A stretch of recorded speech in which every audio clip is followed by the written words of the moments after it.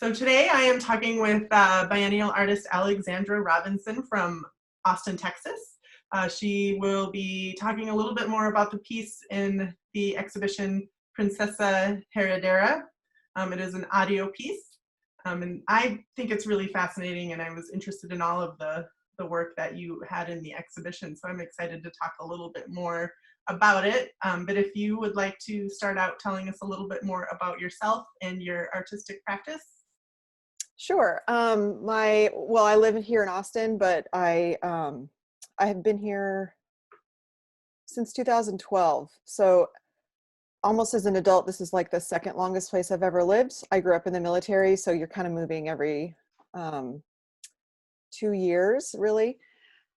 And living here in Austin, my mother's family is from Texas. And so this is like the first time I've ever lived in a location where I have familial roots. And I knew that coming in, but I think living here has the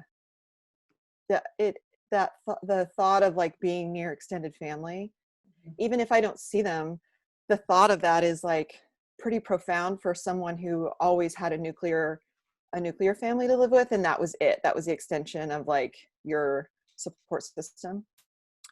In terms of my practice, I would say that I've always been interested in ideas about like the spaces in between, or the abstraction of something. And it's come out in a bunch of different ways over the years, but the most recent work that I have been focused on is mostly about ideas of identity. And so these abstractions of like, where are you from, or what is your heritage, or and I liked exploring it through the use of Morse code, and I've used like flag semaphore, and mostly because it's not that I know this language and necessarily accept my exposure to it from like, as a kid, we would always visit, we lived on the East Coast, and so we would always visit US battlefields from the Civil War and things like that. And I didn't really think a lot about it as a kid, other than my dad always wanted to go look at them. But later, now, when we're taking our children to national parks, oftentimes there's a tie to a military presence. Mm-hmm. And so these things are coming up again. So the use of Morse code and flag semaphore. Anyway, I like them as another abstraction. Like, it's a language, it exists. Not many of us know it. We could try to decipher, but most likely, like, our lives are too quick that we won't. And so we look at it in another, like, maybe tangential way. Kind of like we flip through screens, we're like constantly looking for something else. And so we're looking at it in an aesthetic way, maybe.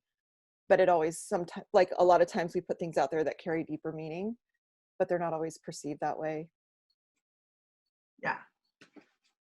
All right, thank you. We could talk a little bit more maybe about like some of these military connections, and I am interested in the Morse code and flag semaphore, and I'm guessing there's probably more people that kind of understand Morse code than flag semaphore. I don't know. I mean, I think it's used different ways. One of the things that I was interested in when I was reading through your statements, it kind of made me think of the artist Mary Kelly. Are you familiar with her work? Yeah. And just thinking of like these ideas of the acquisition of language, and how, I think it wasn't her idea that as soon as you've acquired language, you kind of become one with this culture of signifiers and stuff like that. Let's see. I was wondering if you could talk a little bit more kind of about, maybe specifically about the use of Morse code within this piece, Princesa Heredera. Sure. I think in the earlier pieces that I had made, I was using it pretty straightforward in terms of like the dot and the dash and the way that it sounds, because there's an input that you can use online that sort of translates quickly for you. Mm-hmm. But one of the things that came out of the early studies was like lowering tone to the point where it's like a puff sound, like a physical, you feel it physically before you hear it in an audible way. And I think also, so that led to sort of experimentation of like changing pitch. And so then I started thinking about pitch in relationship to, like, I knew that there would be pitch, certain pitches for, obviously for notes. And so I started to think about chords and dissonance. And I'm not a musical person.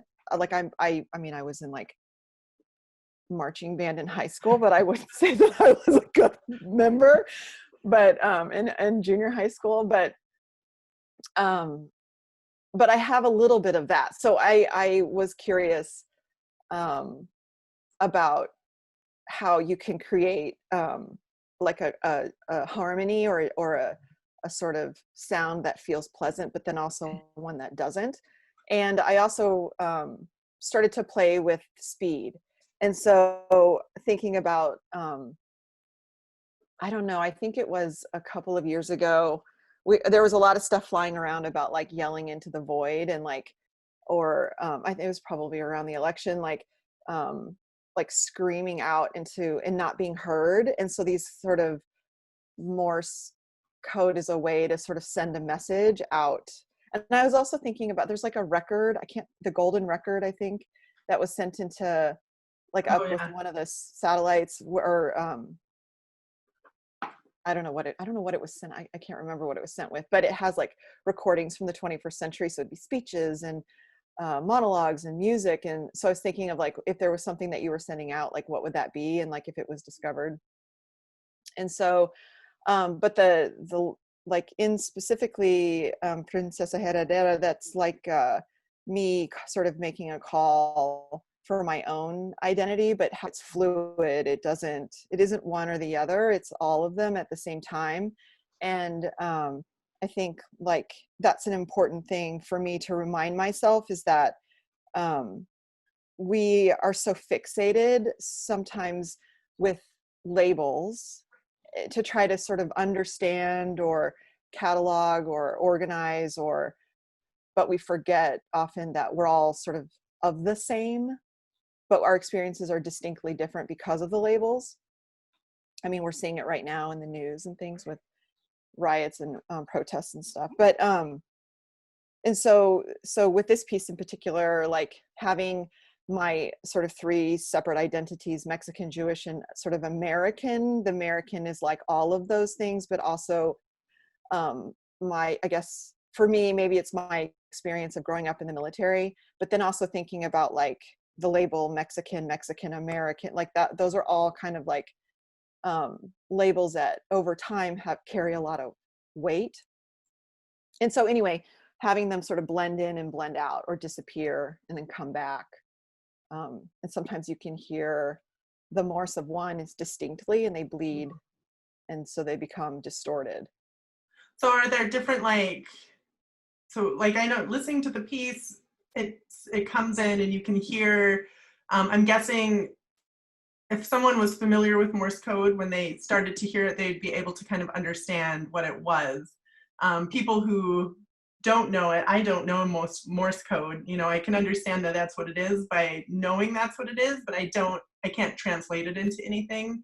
And then it starts to become more and more layered when these other pieces, come over it. So are there are they all the same kind of message, or there's different messages layered within It's it? the same message, but presented in different variations. So one label would lead, and then another of the two labels would be stacked, sort of like a pyramid. So they sort of build and then they dissipate, and then they build and then they dissipate.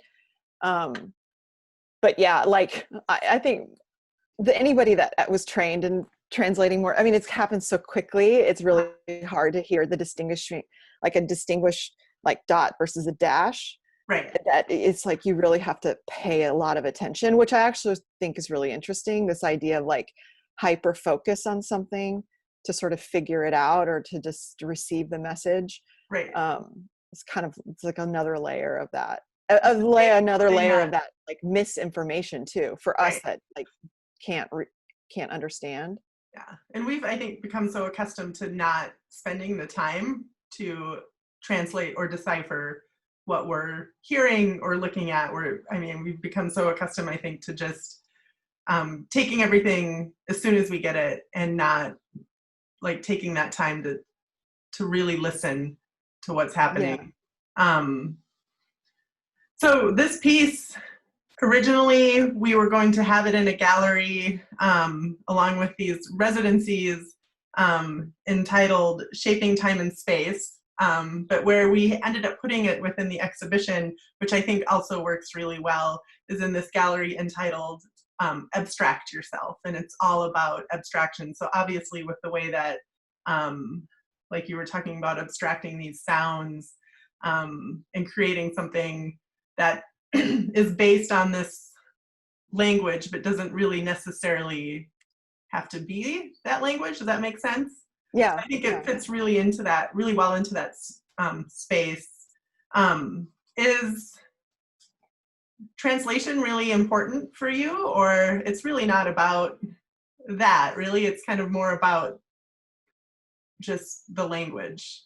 Does that make sense? Yeah. I think about this a lot because like I know that there are messages, and like the question I get sometimes is like, well, am I supposed to know this? And I'm like, I don't actually know if you're supposed to know. I think the fact that there is a message that you can't get to is kind of the point, because we want so much to sort of define like the example of living in quarantine. There's so many unknowns. We cannot know what the day will bring, other than the fact that we're kind of in this space, like our home spaces, and we have minimal communication or outlet to people outside of our sort of family unit. But I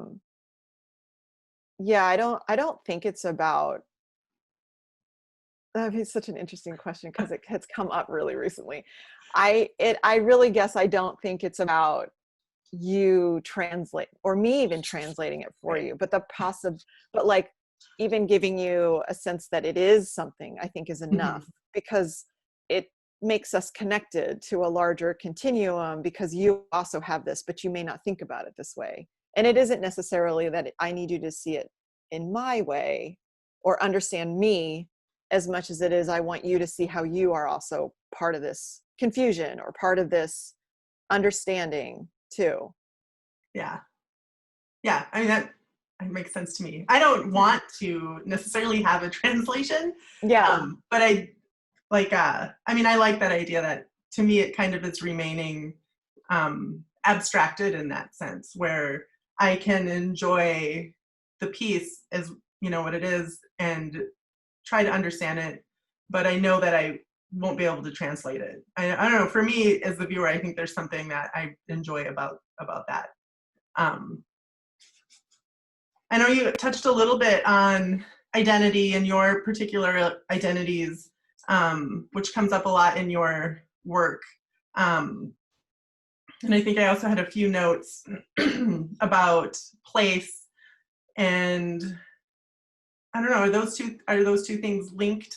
These ideas of place and identity? They are. I don't know if I can completely articulate how they're, but I guess the closest thing I can think of is like my my own ideas of identity, or how I've been told, right, that like by my family, my parents, my grandparents, whatever, that who I am, and then my way of navigating or being in the world through how I grew up or where I live as an adult.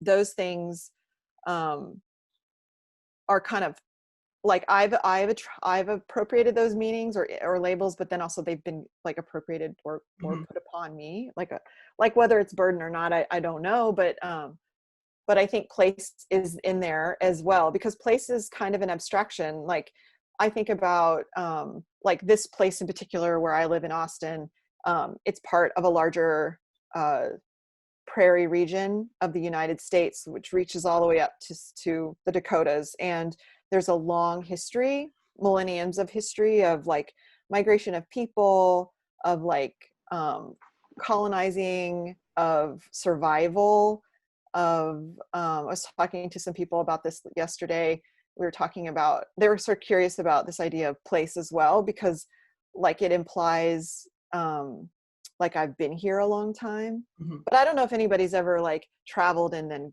gotten to a place and they're like, I feel like I've been like, this is like home, or familiar in a way that I can't really explain. And I think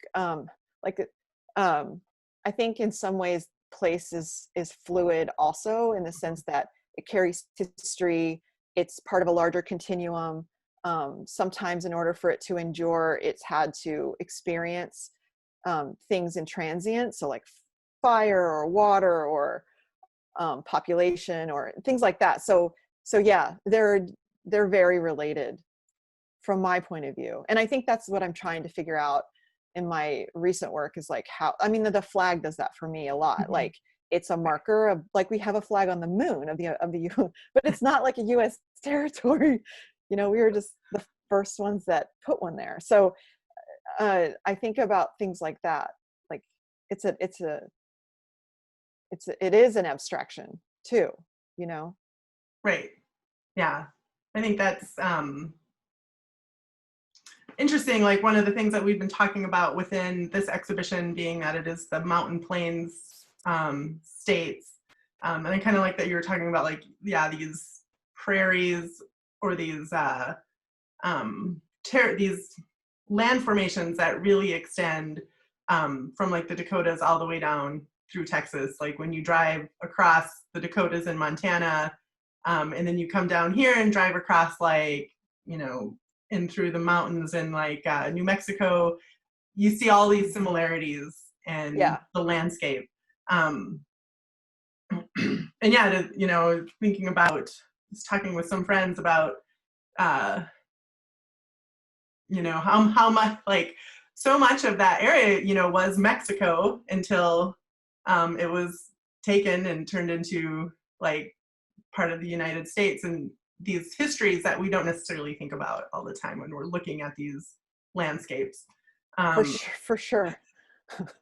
Yes. But I don't know, it's fascinating, and I really am interested in kind of like the history of some of this middle of the country.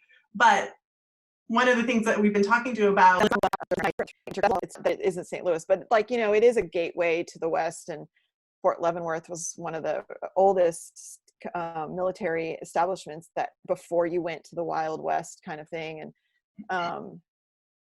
And like, I think people perceive Kansas as being flat and of nothing, but it's actually quite diverse and beautiful. If you don't have an expectation for like being told what to see, I don't know how to explain that, but that there's like deeper or bigger things happening. I don't know. That's right. That's how I think about it. No, and I mean, I agree, and I feel like there was a couple other artists that had similar ideas about how, yeah, I mean, it is incredibly diverse, and yeah, like the plant life and the animal life here really needs to be strong and be able to adapt, and it's really beautiful. Like, yeah, I think people don't think about that or see that. Like, no, I don't think they think. There was my collaborator, he's recently reading a book about Lyndon B. Johnson, and he sent me the introduction because he's heard me talk about Texas so much. And so, but in the introduction, or it's like the first chapter, there's a I can't think of the author off the top of my head, but he has written about it's like one of the longitude between like water over 33 inches a year versus less than 33 inches a year. And like the hill country here in Austin, we're right on the edge of it. So we don't have tall trees like Kansas, but we have trees. And but the green is different. It starts to become leathery, the silvery, and the leaves are more leathery. And so there is like this like lack of water. And I think there's something really interesting when you start to take things away or make them like your starved things, you know, that they make other things happen, like that friction. That's that friction. Yeah, I think that probably relates back to what you were talking before, like kind of almost like these instances of violence, like the fires and stuff like that, and what kind of grows out of that. Yeah. We were in the Rocky Mountain National Park, and one of the guides was talking about how all of these trees have adapted ways to deal with forest fires. Yeah, Yeah. and how they'll all, and some of them are almost just are dependent on that. Like, you know, when the fires come through, that's when like they'll drop all of their seeds or something. Like, it was just really fascinating how like they're all adapted for this thing that we all see as a very, you know, awful and violent event, and they're like, well, they're ready for it. So Yeah. it was interesting. It's, I mean, this is probably crazy to say it on this recording, but I was thinking while I was in quarantine, or not quarantine, this semester I've been on sabbatical, and I took a class through one of my colleagues at the institution where I teach, and it's a history of Latin American and Chicanx studies class. And one of the things that we've read a lot of different texts, but one of the texts specifically was about a novel by Buffalo Brown. He's the lawyer. He's kind of like Hunter S. Thompson's crazy wild lawyer character in Fear and Loathing. So he was a lawyer, and he fought a lot for a lot of what was going on in LA, the East, like the riots and things, and the moratorium and stuff. He was part of that, but he was also part of the violence of it. And he's a contemporary of like Cesar Chavez, and Cesar Chavez is he's a pacifist, right? He was like protesting and hunger strikes, but he wouldn't move to violence, but he wouldn't stop the violence either. And so, because it's like there's this space where the friction, and I think we see it today with the protests that are happening in Minneapolis and in LA, but like, it's not that we need the violence to make the movement, but sometimes the friction of the violence creates space for something else. So like the fire, I mean, this is like a really big leap, but I feel like there's some truth to that, because if we need to move people or things, like how do you do that when you're, sort of settled in the way things are, even if the way things aren't necessarily, fair or good. Yeah. It's kind of, that's a scary thing to think about. Right. That you have to destroy everything in order to get something new. Yeah. But it's not it's not new. That's been going on. And actually, I mean, I think artists deal with that issue a lot, trying to figure out how to kind of make those, like, push that kind of message, or help, I don't know, fill in that void, like what comes after, what can you put into that space to help everybody move forward. So we're actually like at the Art Center, moving into the summer, where we were going to have an artist in that really deals a lot with like identity.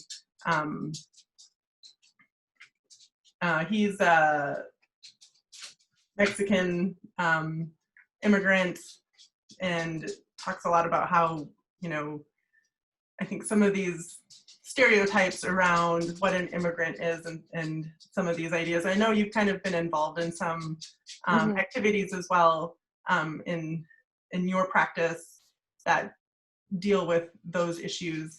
And since we're kind of talking about some of these like ways that artists can be involved in change, I don't know if you want to talk a little bit more about, or just a little bit about how you kind of have worked within that. Yeah, I've done some like flag workshops and like flag making workshops using cyanotype. So it's a relatively easy material to like make a print. It's using like a photographic process, but we're using the cyanotype on muslin. And then kind of talking briefly about like making flags. There's kind of 5 rules of flag making, but they usually have to do with like simplicity and like symbols, 3 color limit, no text, like things like that, so that they become like emblematic of who or what that person is, or that group. you think like there's a long-standing history of this, like battle flags and, you know, like using symbols, and every state, every city has one, every country. So kind of getting people to make their own, using their own set of symbols and trying to push them out of like using text to rely upon, and then sort of like flying their flag. And so they dye it in the sun by exposing, so they place like shapes down onto this muslin, and then they expose it into the sun, and then they rinse it so this sort of image like appears, and then it dries, and it's like a permanent material. But getting people to sort of think beyond, like, it depends on the age. I've done it with like middle schoolers, and I've done it with adults, and middle schoolers are like, they're not, they think deeply about things, but they can also be super like quick. Adults are funny because they want to overthink everything.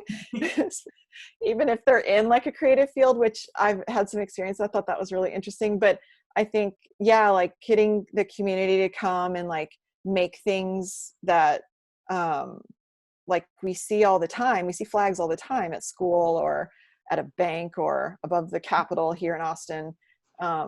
And to think about like that each of the things within it sort of carries meaning, you know, whatever that is.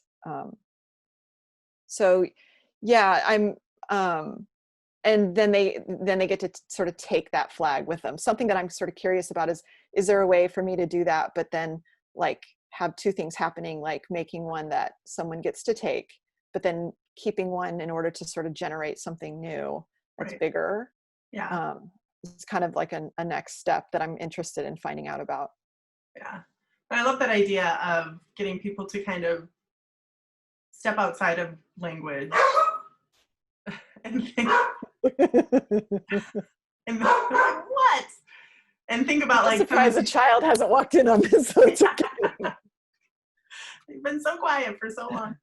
But yeah, thinking about, yeah, how do we define things outside of our, like, you know, this kind of given set of definitions that we all have to, you know, deal with, and how can we like look past that and come up with our own definitions? That sounds like a really, I think, fun and awesome project to participate in. And I totally agree. I work with middle schoolers a lot, and they are ready to, you know,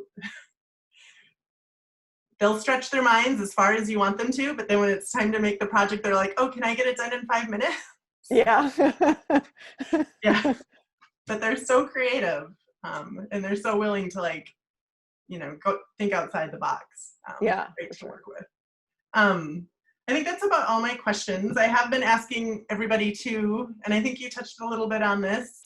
Is there something, you know, with COVID-19, is there anything in particular that you're doing or anything that you've done that's kind of changed the way that you work or think about the way you work?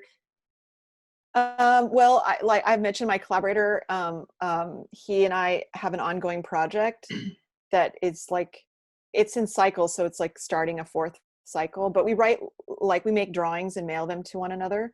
And over time, a letter has sort of occurred on the back, and that project has sustained itself without a lot of effort, which is exactly the point of that project, is to sort of sustain a practice in the midst of like life.